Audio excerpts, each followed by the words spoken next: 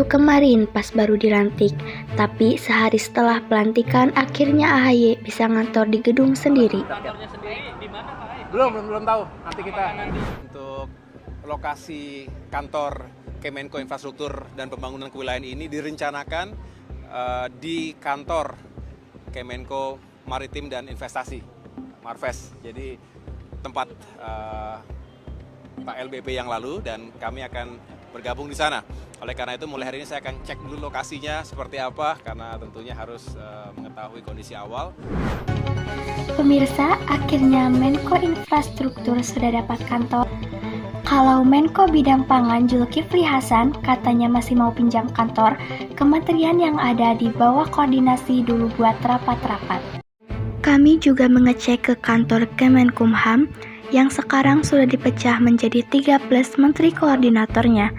Ternyata Menko Polhukam serta Menteri Migrasi Kemasyarakatan akan berkantor di tempat yang sama, sementara Menteri HAM dan Hukum di dua gedung berbeda, tapi masih di lingkup Kemenkumham. Pemirsa, kalau sebelumnya satu menteri punya gedung kantornya sendiri, sekarang bisa gabung-gabung, bahkan sementara ada juga yang menumpang. Seperti Menko Pemberdayaan Masyarakat, Muhaimin Iskandar, katanya akan berkantor di gedung Kemenko Pembangunan Manusia dan Kebudayaan. Dari Menteri Sekretaris Negara yang baru, Pak Pras, saya akan berkantor di sini. Iya, dalam Kabinet Merah Putih Prabowo Gibran ada 9 kementerian di era Jokowi yang dipecah di bawah 7 menteri koordinator.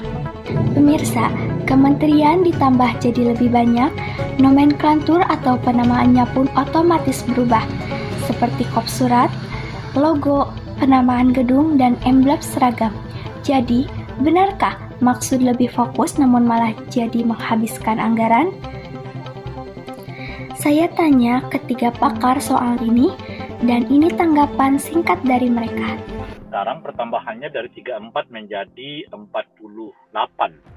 Jadi hampir sekitar 14 kementerian yang nambah tuh.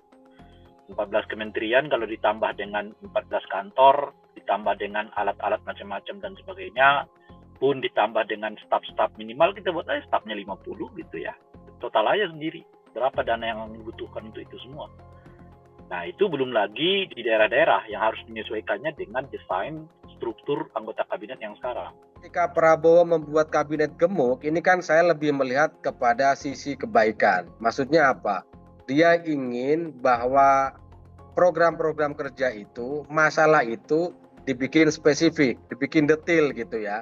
Makanya banyak kementerian dipecah jadi 3, jadi 2 gitu.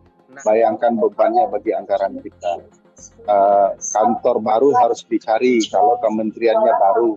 Jadi dalam 100 hari ke depan, anggaran negara akan terfokus kepada memenuhi kehendak kabinet baru dengan nomenklatur barunya ini. Ya pemirsa, idealnya tentu harus disiapkan dulu ya kantornya di mana. Tapi yang penting semua menteri harus bekerja untuk rakyat. Pemirsa, informasi tadi mengakhiri perjumpaan kita di Breaking News yang ini. Saya, Gina Lipia, mewakili seluruh kerabat kerja pamit undur diri. Selamat siang dan sampai jumpa.